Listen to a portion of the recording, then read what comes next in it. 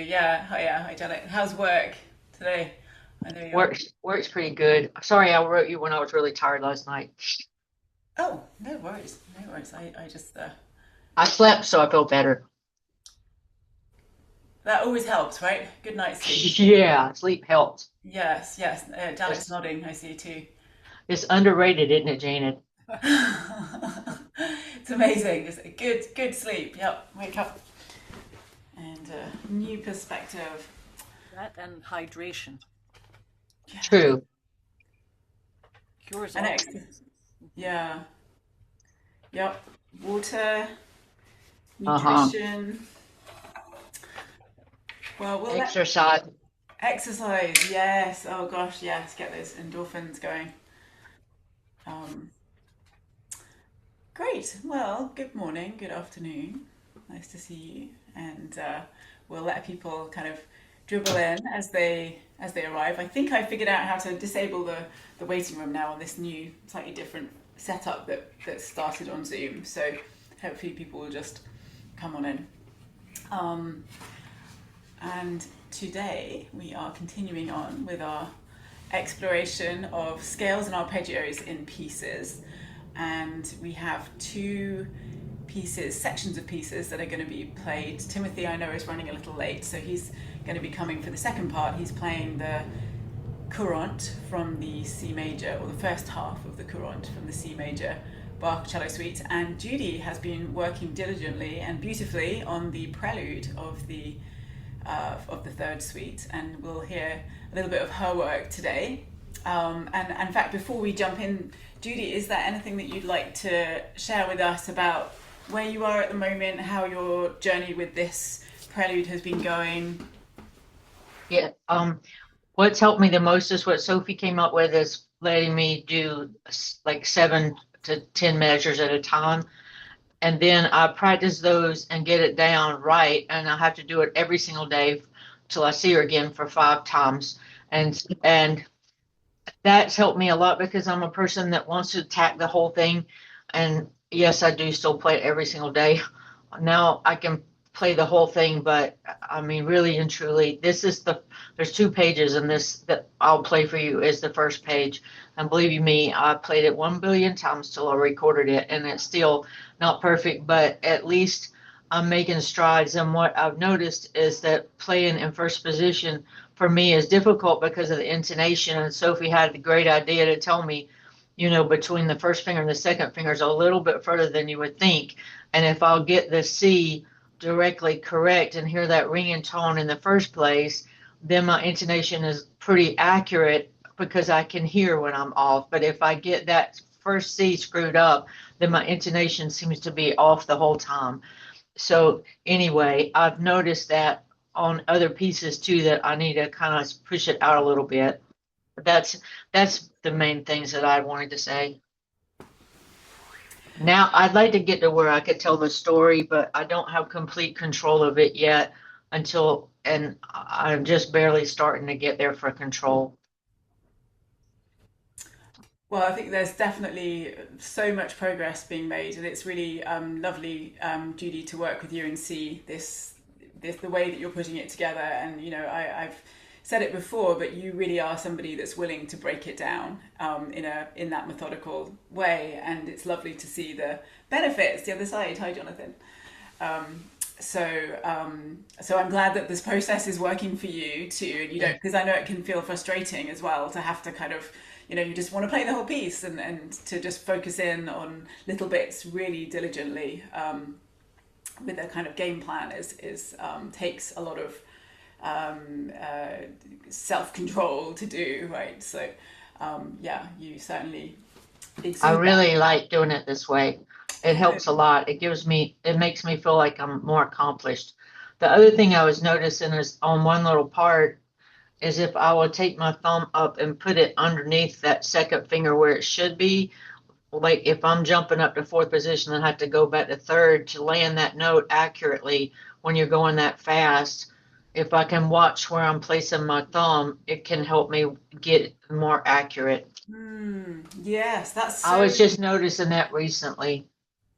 that's a great observation. Yeah, I think often when we shift, a reason why it feels uncomfortable or just kind of unfamiliar is because we don't maintain the same relationship between the thumb and the fingers, in particular the second finger. If you think about the thumb being opposite the second finger, quite often what happens is we'll start in a lower position, for example, and then when you go higher, your fingers go higher, but your thumb forgets to come with it. Right? Whereas actually we want to have this whole system on the left side working together the whole time, including, thank you Judy for pointing this out today, the thumb, which is often forgotten but is a massive part of keeping this feeling the same. So that can happen going forward. It can also happen going backwards. We just forget about that relationship. And actually the nice thing is that because the relationship should basically stay pretty much the same, it actually is, if you can start to think about that and train that, it actually becomes easier because you're not doing something different right? It's just one position. Of course, as we go higher, the positions get closer together, the fingers get closer together. I also appreciated in relation to what I just said, what you said, Judy, about in first position, that there's a little bit more stretch between 1 and 2 than we tend to think. Like so on the A string, the B to the C is a little bit further apart. That means what often happens when I talk about that, when people talk about that, is that we end up kind of being like, oh, I'll just make the C higher and then the first finger comes higher too. But actually the first finger has to stretch back a bit. So there's more distance between the 1 and the 2, but the feeling in the hand is that you're kind of stretching back a little bit with the first finger. So that's good to keep in mind in first position. And just to remind those of you who were with me when we were doing the intonation practice companion, and even if you weren't there, like just to, this is a great study for this. This is Foyard Daily Exercises. Number 2 is all first position, different patterns, just using 1, 2, 3, 4 in first position. It's all on one string. You can transpose it to any string, but it really gives you a chance to make sure that you've got that spacing between the fingers good. Really we're looking for equidistant spacing, right? That we want the fingers to be equally spaced, not doing this, which is what we typically do. We either have too much distance between the 1 and the 2. That's typically what will happen. So we have to bring the 2 back, and then we actually need to bring the first back a little bit too. We tend to do that.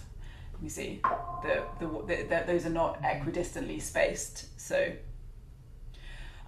something to explore. You can also just translate that to just explorations on a single string, 1, 2, 3, 4. It doesn't have to be the Foyard specifically, although that is a really good exercise to apply it to. But you could just do, take your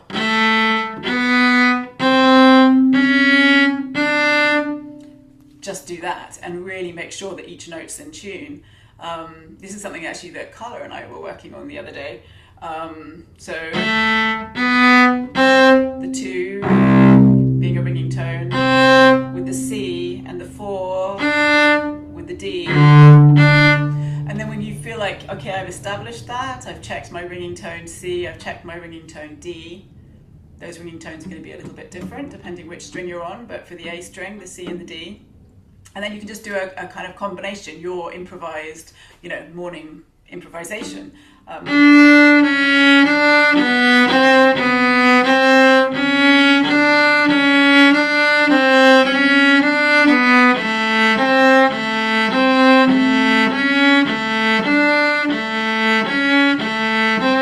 Whatever it might be, but trying to keep that consistent positioning, that consistent stretch across the back of the hand.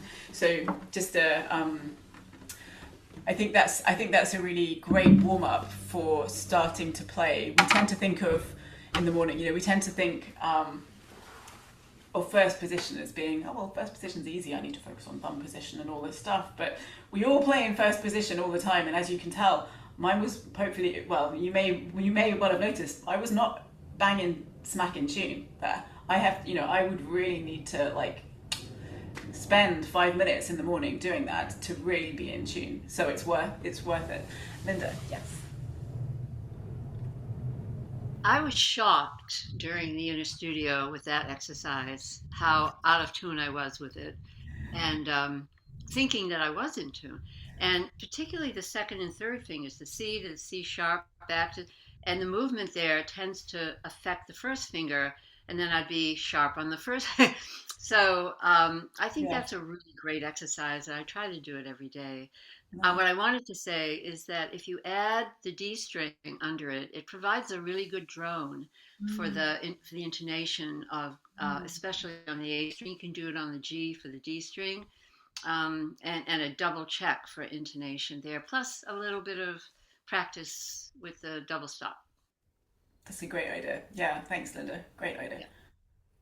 Excellent. Okay, great. Well, let's have a listen to this lovely prelude. And actually, Judy's playing the whole of the first half, so I will share that with you.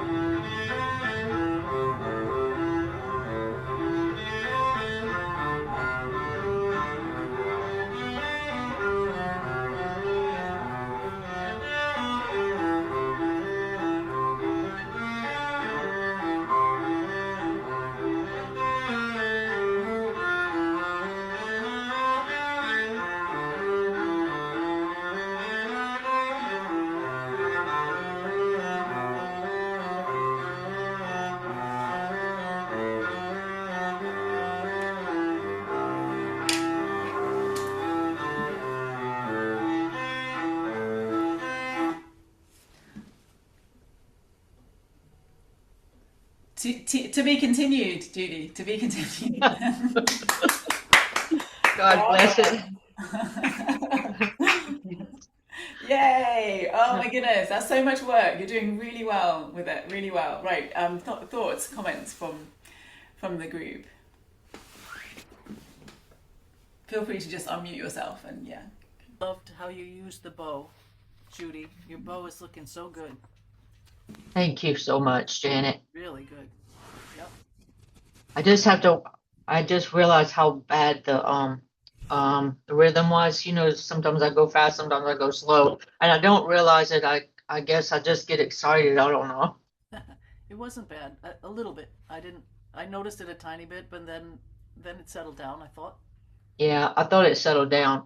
And Sophie and I, when we do the 7 or 10, measures together, we haven't really done the first part, which isn't her fault. It's just I'm the one that chooses it every time. And so I need to choose the first part, but I hadn't chosen it because it's easier than the other parts. But I didn't think the intonation was that bad for me, so that's improved. Much. I thought your intonation was great, really, really good. Um, Thank you, Linda. and just a reminder, because Melissa, Sophie, everyone reminds us the metronome is your friend. Yeah. So I have so many little things. Like, anyway, you're right. I love the metronome. It's just for this, Linda. I had done it so many million times that I just finally said, I'm just doing it without anything and just getting this done. I did it right before church. I'm just like, it's got to be done. well, you probably burned out your metronome. I don't know what I did, but it's all right. I Well, can it's fine. improve that. I'll work No, on but it. it was overall really, really nice. Nice work, Judy, really. Thank you, Linda. I'm trying hard. And I I know appreciate you Sophie are. helping me. Yeah. It's made a huge difference having her. Oh, it's my pleasure. Really. My pleasure. It's so gratifying to see the progress, Judy. It's really great. Um, I will say one thing to help everyone that I noticed, and I'm sure you all know this already. There's times in it where you can anchor a finger like the F. If you anchor your finger with one, on one string, you can still go back and forth, and that anchor keeps your intonation better for me. mhm. And welcome, Timothy. Good to see you there. Any other comments from people, from Carla or Jonathan, that you wanted to say to Judy? Okay. Okay, great. Well, yeah, I mean, I echo the bow's looking great, the intonation's sounding really, really good.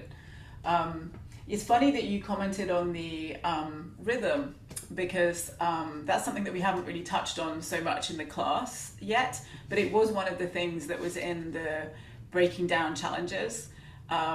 And just to, as a kind of reminder, that those two practice companions really are designed to be, especially these two, more so than some of the others, are overall kind of guides through practice. They were sort of designed for that. So if you're looking to identify what might be wrong with something or how you can improve it, in general, that was the idea of these last two. And we do have in the April and May companions, just to remind you, we talked about things including the red, yellow, green sections, breaking it down. We talked about, very briefly, it's in there, the rope method, this idea of practicing rhythm alone, practicing open strings alone, pizzicato, just the left hand alone, and then all together. We talked about the value of self-recording. There's a whole page in the breaking down companions about root causes. So if you're like, I don't know what the issue is, if you look at page 15 in the April companion, breaking down challenges companion, there's a whole list of likely possible root causes. Now, of course, the root causes can be other things as well, but those are some that are definitely very worth considering being a root cause, and often are. It will be one of those. There's also a section in that breaking down companion from April about intonation, ways to approach intonation, about rhythm, approaching rhythm. We're going to come back to that in a minute, about speed, how to make things faster, about memory. It's all in there. There's a lot of stuff. There's a lot to be unpacked, more than we can really get to in this course. But I hope that while we look at bits in more detail, you can also use those as a reference in the future. And of course, if you have questions about them, you're like, oh, this speed idea looks really useful, but I don't quite understand what she means. Send me an email. Like, I want these to be, useful and easy to use on your own as well, so you understand what I'm saying and have some immediate tools into these different approaches to playing. Same with the May practice companion. It's got a section about intonation where we really delve in from what was mentioned in the April companion. In May, we're delving into ringing tones in scales, so really applying this idea of how do we break down the challenges in more detail with ringing tones, also with tone production ideas for that, and also of course with coordination between the hands. So just a kind of note to self, you have a lot of reference material there, and it's designed to make it easier for you to solve problems on your own as well as with guidance. So but coming back to this idea of rhythm, now Linda said, well, the metronome is your friend, and yes, the metronome is your friend. However, it can be just really annoying to have this click, click, no, you're wrong, click, click, right, going. It's this external thing. Now, yes, ultimately we want to make friends with that too, but it can also be just one part of improving our rhythm. And in many ways, an even more powerful way, and an essential way in the path to improving rhythm is for it to be more of an internal rhythm. And how do we improve an internal rhythm or an internal pulse? And that, I think, one of the best ways to do that is counting out loud. So not just counting in your head, but actually counting out loud. And it's really hard to do, right? It's like, well, of course I can count out loud, but it's really hard to do. And actually I think that these Bach movements are great to do this because they don't have too much rhythmic complexity for the most part, right? Most of the Bach movements are quarter notes, eighth notes, 16th notes, right? As in some of the later suites, there's a bit more complexity, but for the most part, the harmony is amazing. The whole construction of it is incredible, but the rhythm is actually not so complicated. So really what we're talking about is pulse versus rhythm, right? It's like feeling this strong sense of pulse. Again, I think that can be greatly improved through counting out loud. What you want to do, regardless of whatever piece you're looking at, is look for the smallest note value. So Judy, for your prelude, what would be the smallest note value that you have all the way through? Right. The eighth note. It's actually, I'm sure you're thinking of the same little notes, but those are actually 16ths. Oh, I'm sorry. I don't have the music in front of me. No problem. Yeah, because the first note, you might have thought of it as a quarter, but it's an eighth note. And then you have two 16ths, and it's running 16ths all the way through. Here you go. I'll show you. This is the Fournier score you work from. Yeah, you're right. I'm sorry. No. You have. Okay, but it is important to recognize that it's 16th notes, because if it's 16th notes and you're counting out loud, you want to think 1 E and 2 E and 3 E and okay. So I think just thinking about that, not just thinking about it, actually doing it, is going to be really, really helpful for internalizing not only the rhythm but the pulse. And the pulse leads the rhythm, right? We want to, the pulse is the beat. We want to know where beat 1 is, where beat 2 is, where beat 3 is, right? So 1 E and 2 E and 3 E and 1 E and 2 E and 3 E and 1 E and 2 E and 3 E and like this. And I'm playing the Fournier edition here because that's what Judy's working from, in case you're like, oh, that's different bowing or something. But the Fournier edition is beautiful too. So it's not a difficult thing for you, Judy, to include in your practice now, and I think that it would, I think that will really help make you feel more grounded in what you're doing, just counting like that. The rhythm actually was, the basic flow of eighth notes was pretty good actually. It was just specifically, and you can cross-reference this with your score later, the notes at the end of bars 8, 9, 10, 11, and 12, where you make them into eighth notes instead of 16th notes. So that was actually just a wrong rhythm. It wasn't that your rhythm was bad, it was just, I think you're thinking of it wrong. It's where you have, so you have, actually you may even have been doing it in bar 7. So 1 E and 2 E and then you went.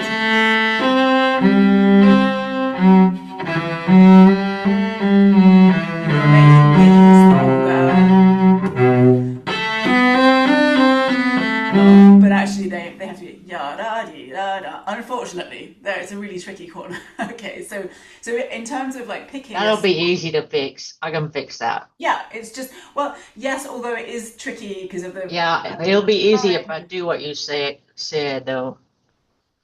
Yeah, so if you, and I would, to make, because you're used to playing that slower at the end, you need to practice that section from bar 8 to bar 13, the whole thing slower, and then gradually build it back up to tempo. So you could be like 1 E and 2 E and 3 E and 1 E and 2 E and 3 E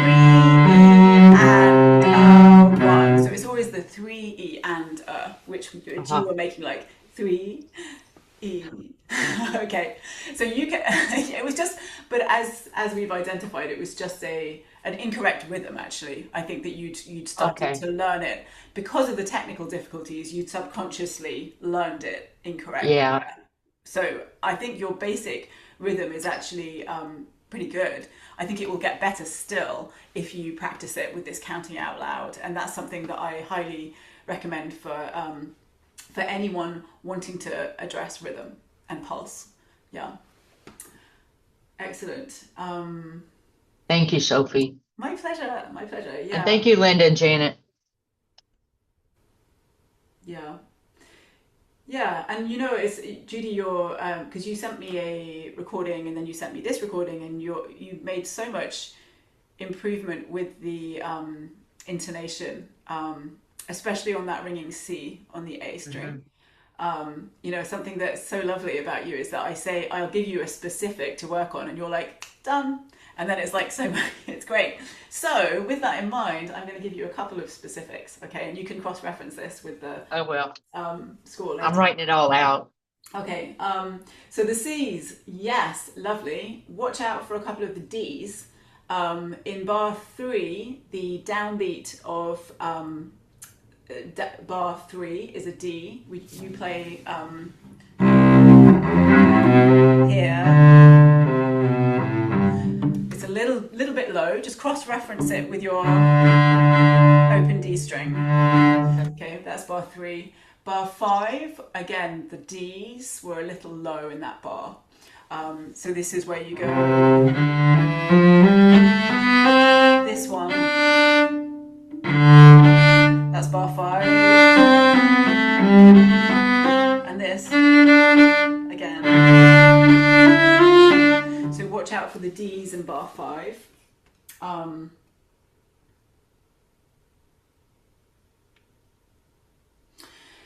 That's all I've got. So just watch out for those two. Oh, hang on. Maybe there was one other. Yeah, in bar 20, I think you're playing the second 16th note of bar 20 should be a B natural. I think you at least in the recording you played something different. You have, and I think you went. Yeah. I heard it. That's not what I normally play. Cool. I heard it on this recording, but I'll fix it.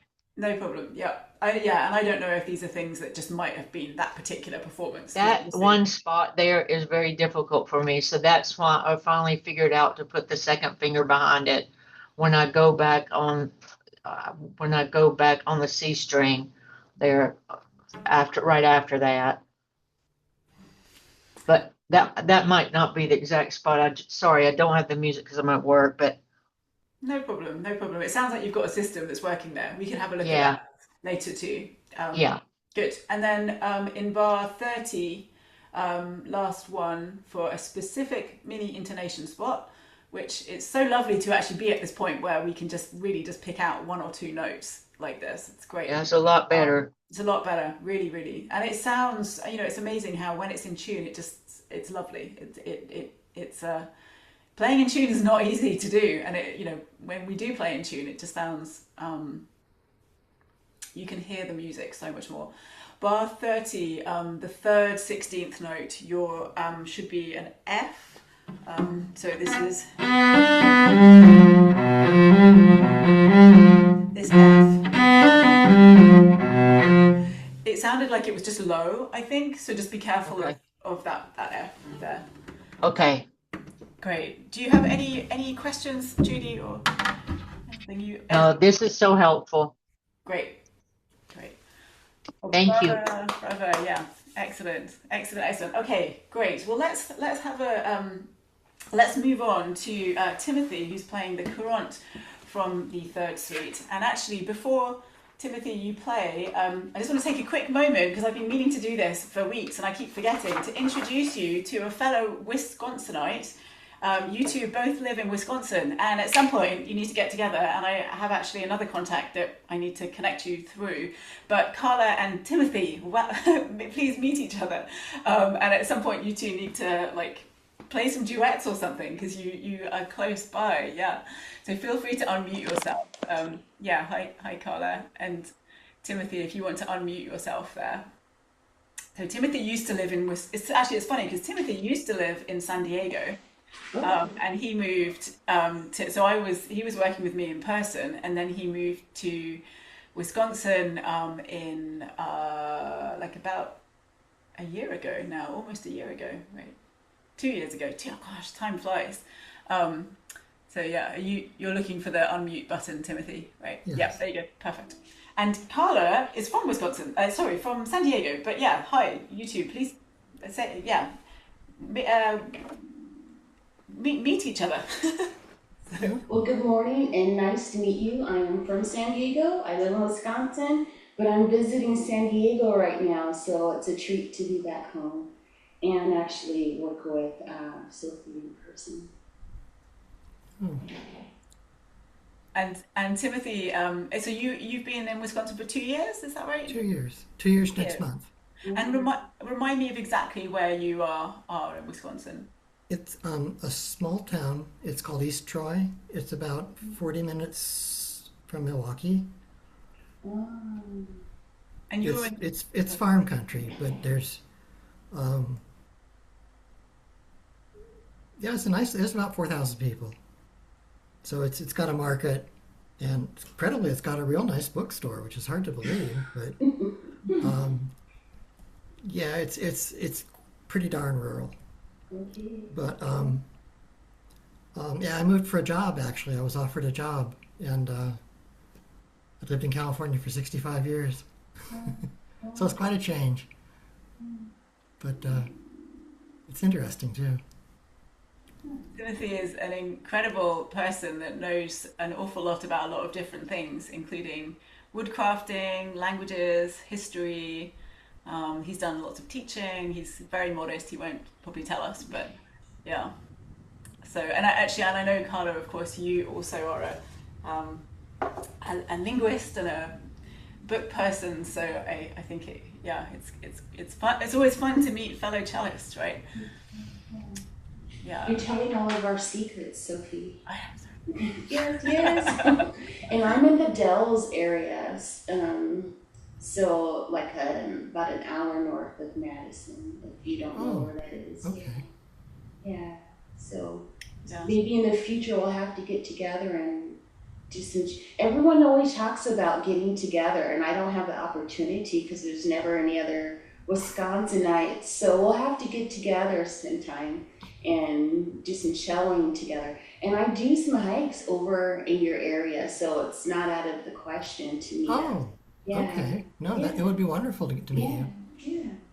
All And right. actually, a wonderful friend of mine, a cello teacher and friend called Karina Voli, who is the director for the San Diego State University Community Music School, is actually just retiring from here and is moving to Wisconsin, where she taught a lot and was very involved in the cello community before. Really?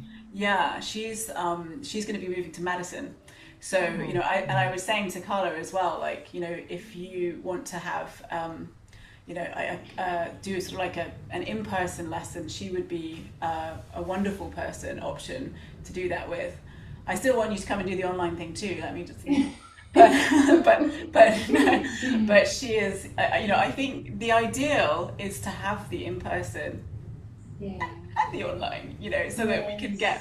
So you get the bigger community, you get the whole thing. But there is something so valuable about the in-person too. So anyway, I will send you in time those details when she's moved there, Timothy, and maybe that's something you might like to explore too. Yeah, I remember Karina. I worked with her while you were Oh my on gosh, maternity of leave. course you did, yes. Yeah. Yes. So, and then of course, in terms of getting together, Jonathan and Janet met up with Miriam, right, from the Lost Cello Lab. And what did you went to? Was it you went to a museum? Oh, we can't hear you, Janet. That's funny. It looks like you're not on mute. Oh no, I'm not here. That's strange. Can anybody else hear Janet? Is that just me or? No. Oh no. Oh. Strange. Well, and Jonathan's disappeared to tell us too, but. Well, a mystery museum, but maybe hopefully your sound will start working soon for you, Janet. That's very strange. Never seen that happen before. And you can always use the chat in the interim. Well, let's have a listen to Timothy's Courante. And Timothy, do you want to share anything with us about your journey? Met Museum. Yeah, I love that museum. Yes, they were at the Met Museum. Well, yes. the piece is definitely a work in progress. I'm just beginning to get the hang of it a little bit. Still at quite an early stage, but I've always been fascinated by the Bach suites.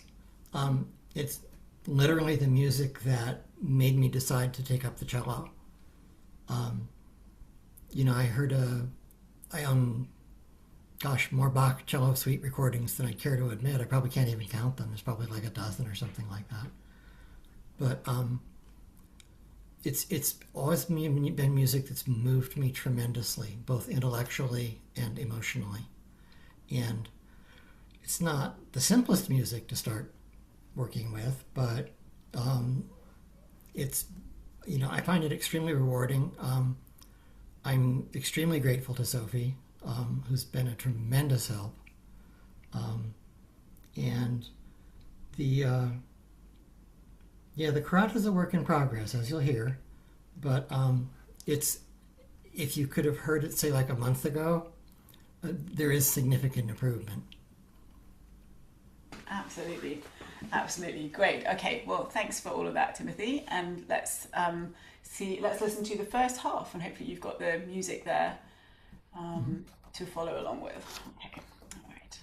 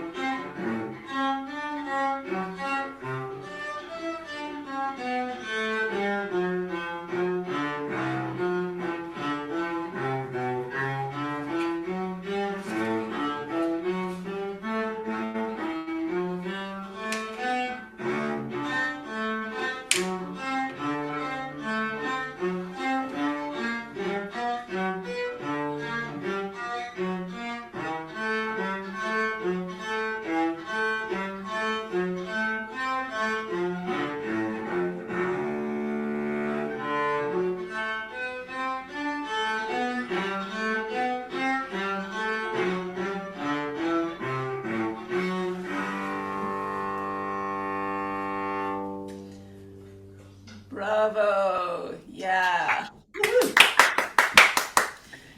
Awesome, Timothy. Yay, great. Okay, let's start with some comments from everyone else, please. Just feel free to just unmute yourself and yeah, or write a chat if your sounds write in the chat if your sound's not working, Janet. How about now? Can anyone hear me? Yes, we can hear Okay. you. Great. Okay. Great. I loved your intonation. Wonderful, Timothy. Really in tune. Oh, Timothy, you've come off mute. You're on mute rather. So if you want to unmute yourself too. Sorry, I put you on mute to make sure that we could hear your recording. And there you go. Yeah, it's as you can hear, it's definitely still a work in progress. But like I say, if you'd heard it 2 or 3 weeks ago, it does sound quite a bit better. But thank you very much, because intonation is so important with Bach, or really anything. I mean, if we don't have intonation, what do we have? Yeah, right. But thank you very much. Timothy, I'm Judy. I would say it made me feel happy. The way you play is very uplifting. Oh, well, thank you kindly. You're welcome. It's just the truth. It's a great job. Thank you. Hey Timothy, is there any chance that you could move a little bit further away from the camera, just so we have a lovely view of your beautiful T-shirt at the moment, but now we can see your lovely face too. Yes, perfect. Okay, sorry. Any other thoughts for Timothy? Well, Timothy, hi, I'm Linda. I'm over here somewhere. I don't know where I am in your screen, but yeah. Thank you. I enjoyed listening to your piece. Of course, it's, as you say, this is a work in progress, and I think Bach is for all of us a work in progress wherever we are in the process. So thank you for sharing that. I think the same thing applies. The comments applies that to Judy that would apply to you around the rhythmic part of that. And Sophie will probably have things to say about it. I don't know. But I did notice that there are certain places, I'm not sure why you speed up there, but there are a number of places in your playing where you probably can feel, you know what I'm saying? You just kind of speed up and then you put the brakes on again and you come back and then you go.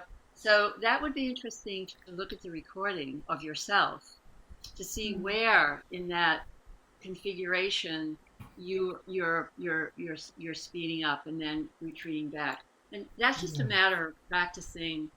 Well, Sophie will talk the pulse. I would use a metronome on this piece when I first learn it anyway, first learning it. But then the pulse also comes into it. But I'll devolve to her. she'll know. But thank you for sharing that. Any other thoughts, Jonathan, Carla? I want to say thank you for sharing. I love works in progress because it's played a little slower and I could count along. So I follow along very well, and thank you for sharing work in progress also, because we always feel like things have to be done or complete or perfect before we share, especially in this group.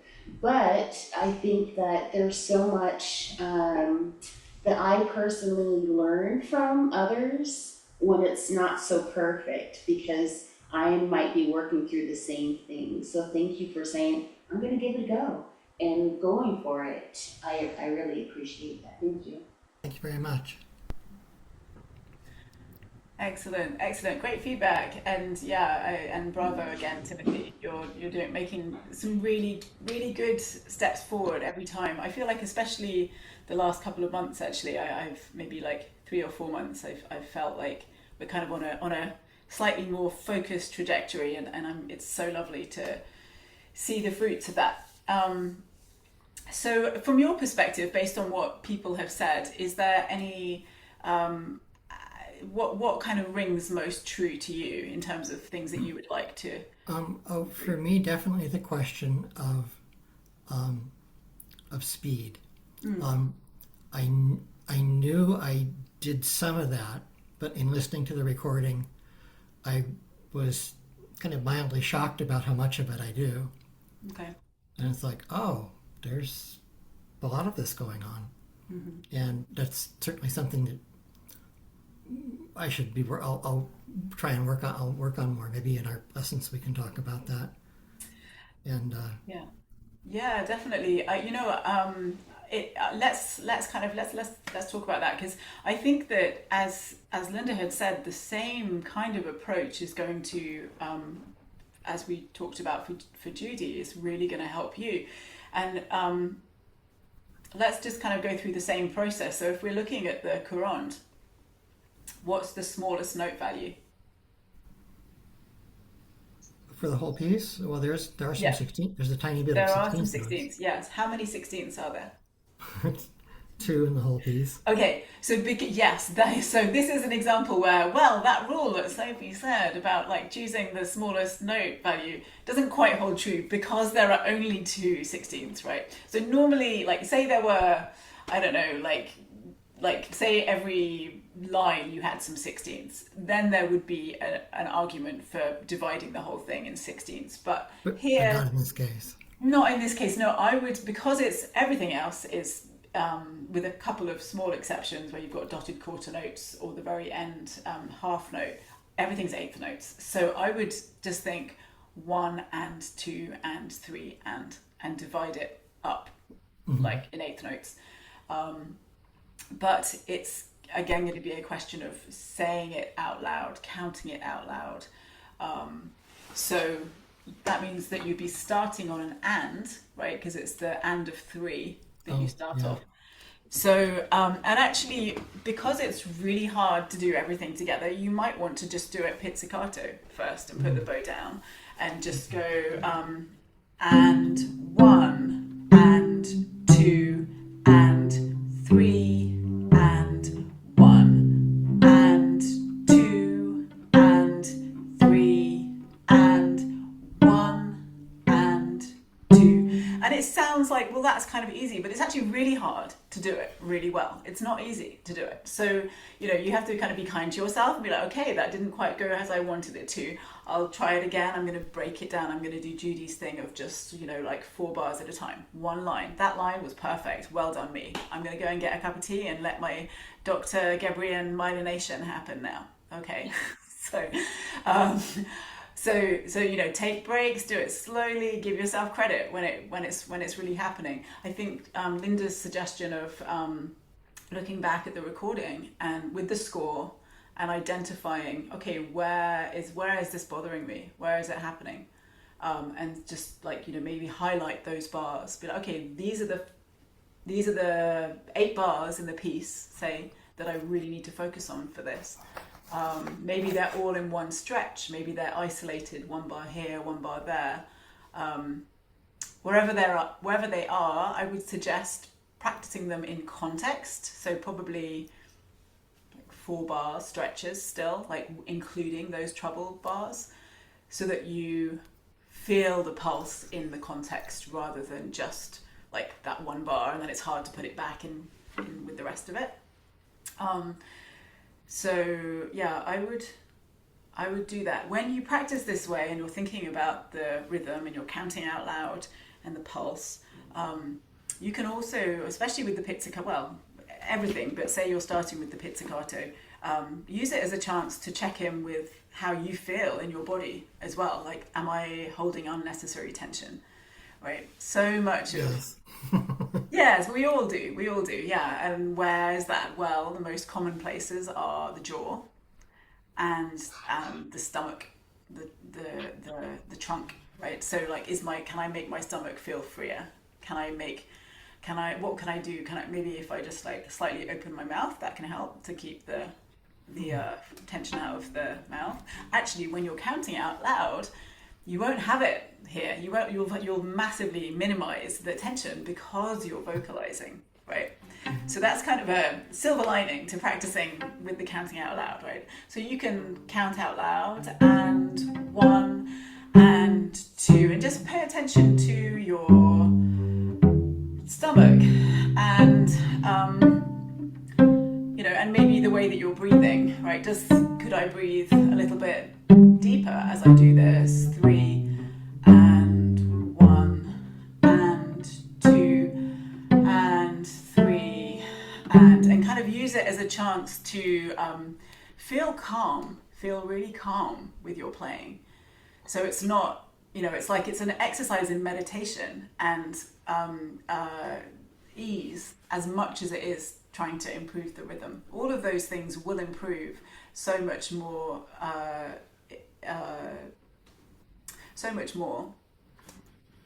when you are relaxed, right? When you feel that ease. I think that's so true about really everything that we do on the cello, right? We're like, well, I want to do something, so I shall try. Right? And actually, yes, we have to kind of like, the mind's in control. There is like, yes, we need to be dedicated, motivated, focused, all these things, but we also need to release, and we have to release, and we have to release again and again and again. And so, whatever that looks like for you, just giving yourself, having cello be something that can allow you to explore what release means for you, how it might feel best for you, is going to be powerful for all the things that you want in your cello playing. Yeah. So I think that could be a good thing to do. We have talked, Timothy, about feeling the string changes and string crossings more in the torso and the back rather than the wrist. And I think that you're making some really great strides there forward. It's a huge undertaking to do that, to really think about having small changes. A lot of it has to do with just starting off feeling free, just because the changes are very small. Sometimes we don't even see them, but they happen if you're not like this in your stomach. So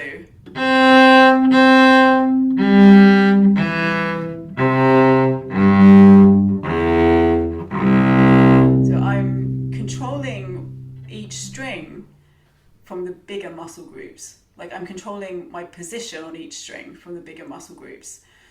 And to do that, and I know we've talked about this, so I'm not going to talk about it too much, other than to say that you're on the right track, and that it's worth doing it very slowly, very mindfully, so that you have time to think, what string am I on? Because we're doing all this stuff with this hand, and right? And you just need to be like, okay, A string, D string, G string, C string. If it feels good, your muscles are much more likely to remember it too. So, and that can be done, that kind of work doesn't have to be done with rhythm, right? You can do that very, very kind of like, I just need more time to plan where I'm going to be for my D string. So I'm going to play my A string. Oh, D string. Okay, I've got time. I don't have to rush this. D string. Okay, let's try that. I feel supported now.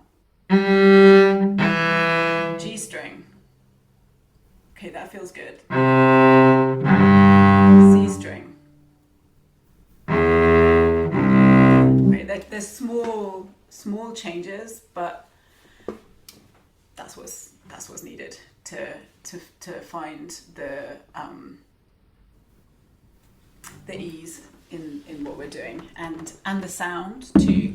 So I know that you're already working a bit in that way, but maybe just to add to your work, to do it in a to not feel rushed in that practice, that you kind of really focus on, that feels good, yes, well done me, okay, right?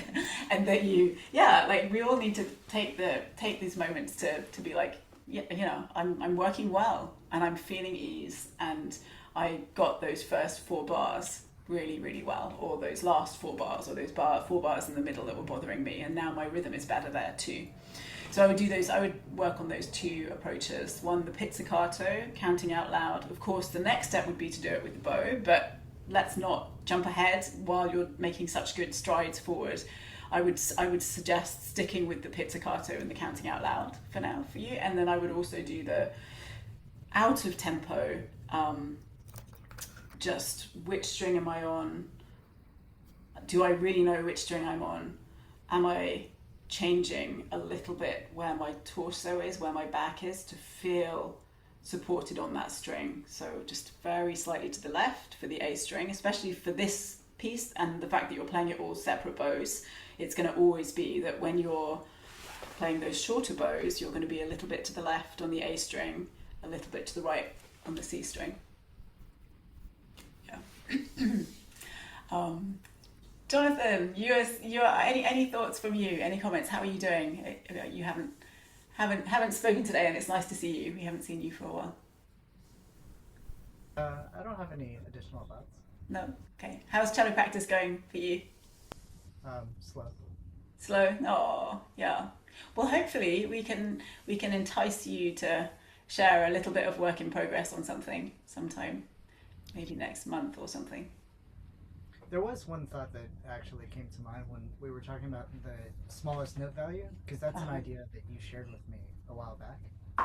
Because I mentioned when sight reading in my chamber class, and you said, think of the smallest note value. In those pieces, different from Bach, which is kind of a steady stream of the same rhythm, this piece is mostly 8th notes, as we pointed out. In other pieces, sometimes the variation is all over the place. So I've been doing a very slow thing of writing in notes when I know I need to start counting 16s. If that makes sense. You mean you're writing in the counts?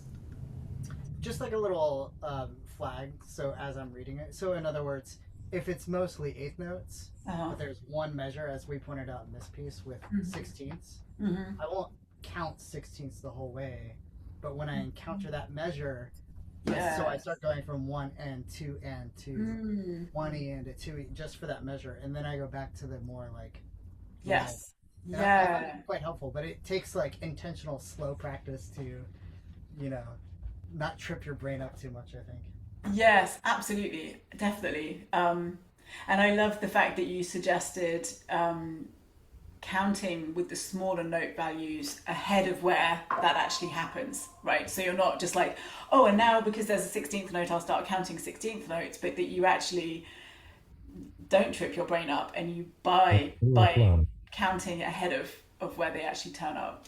So like the beginning of the bar. So for example, if you were doing that pizzicato, Timothy, in your bar 8, you might go, instead of let's count from bar 7, instead of going 1 and 2 and 3 and 1 and 2 and 3, and so instead of doing that, you would go 1 and 2 and 3 and 1E and 2E and 3E and then you could go back to 1 and 2, but you can see it immediately adds another level of complexity as well. And by the way, when you're counting, that's how to improve it as well. And when you're counting out loud, it makes it, you're adding an extra level that when you then take out, it also becomes easier.